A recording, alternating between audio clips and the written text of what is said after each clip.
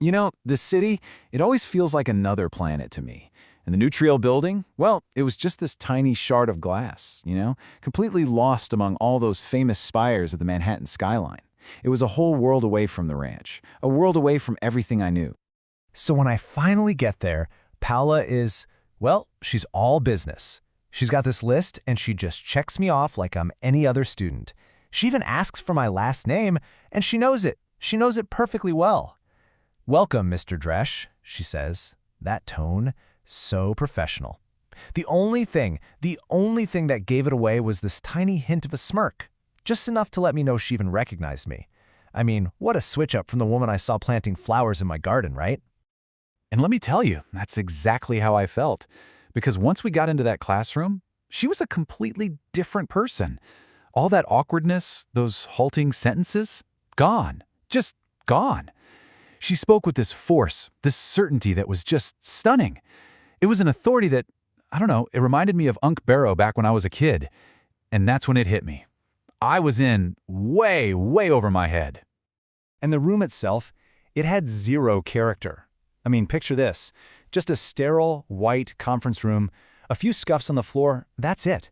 And at every single seat, there's a plastic plate, a knife, and a fork. And on each plate, a beige paper cone. Seriously, I swear it looked like we were all about to eat dunce caps for breakfast. Then Poula starts. "On the table in front of you," she says, "you'll find a sample of edible synthetic flesh. Go ahead, take a look, smell it, touch it, taste it." So I do. I poke at mine. It's pale, kind of mushy. I take a little slice, and the taste is just chemical, acrid. I mean, it's obviously flawed. So what do? I shoot my hand right up. And she just looks at me and says, "I haven't even finished asking the question." And she does this little snurf of a laugh. "A little overeager, are we?" And I look around and I am just completely embarrassed. Then she explains it. Every single one of these, she says, has something wrong with it. Too much EDTA, not enough synth blood, too much fat. And just like that, any confidence I had, poof, gone. From there, she just lectured, non-stop. I mean, she barely even took a breath. And the depth of her knowledge was, honestly, it was intimidating. She's going on and on. Learn to recognize the signs of an off batch, she tells us. When you walk into a lab, if you aren't tasting your work, you aren't doing your job. Just laying it all out there. And that's when the gulf between us just felt massive. You have to understand, what little I knew, I'd picked up from the instruction booklets that came with Unc's farm kits, and mostly that was just to get my mind off, well, other things. I didn't know the first thing about really analyzing synth meat for biochemical flaws.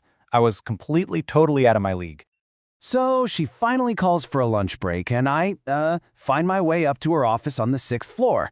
I'm trying to sound casual, jovial, but honestly, I just felt insecure. I go, "So, did you already forget me?" And she just smiles and says, "Of course not. But I can't play favorites in class. Close the door." Whoa. My stomach just did a complete flip.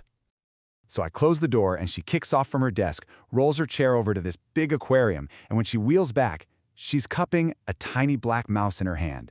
"This is Percy too," she says. And just like that, her voice drops to a whisper. It was that same skittishness I saw back at the ranch, but this time it was more conspiratorial. And then she says it. "I made him." I mean, my brain just could not process that. I had to ask, "Did you say you made him?" And she just nods, bites her lip a little. She starts explaining that, on the farm, in the lab, we both make tissue. The only difference is she has more equipment, more reagents, so she can grow, well, more tissue. She wasn't just synthesizing organs anymore. No, she was synthing whole organisms. I reached out and I petted the little guy. And you could tell right away something was different. Some parts were almost too perfect.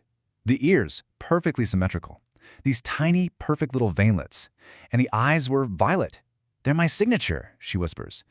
But then, other parts, they weren't quite right. Its legs were a little stunted, and you could see its ribs bowed out too wide. Grown in situ, she'd called it.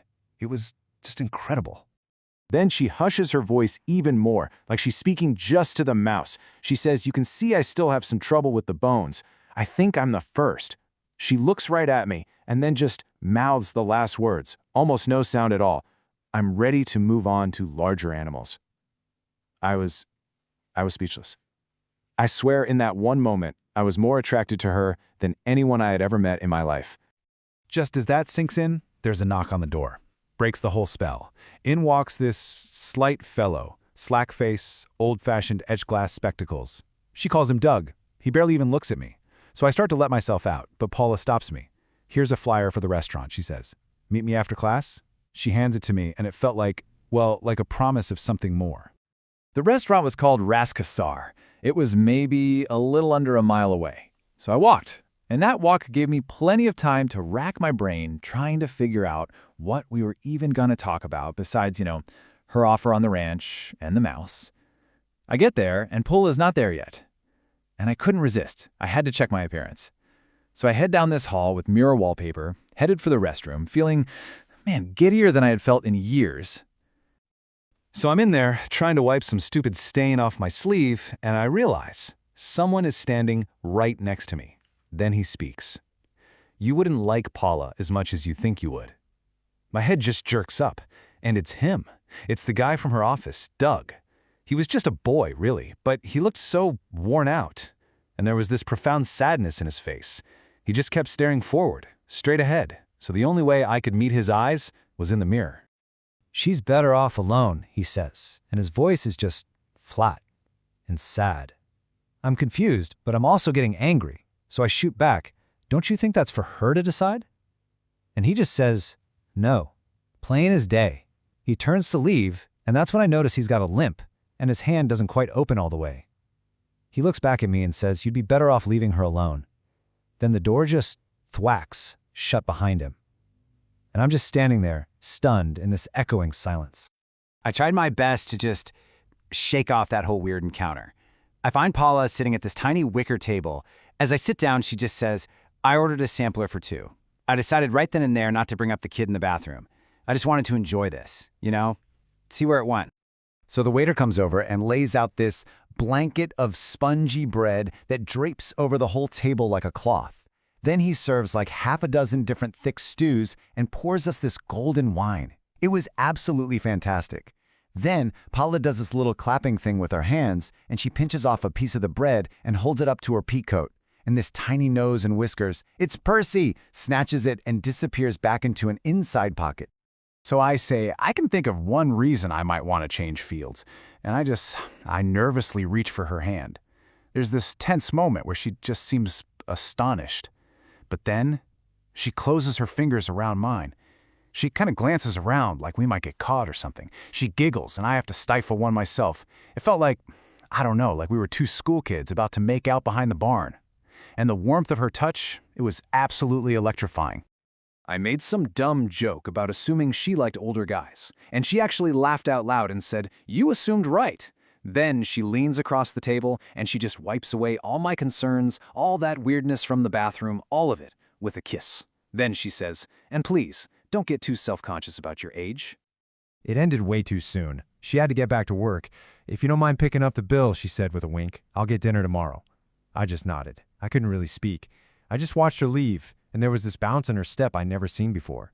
That high, it lasted all the way back to the ranch. But the silence of the house, it brought me right back down to earth. I walked inside. Unc was at the threedi tabletop, watching the Steelers game, a foil pouch of Budweiser in his hand. He barely even looked up from it. Just said, "So?" I looked at the floor. "So,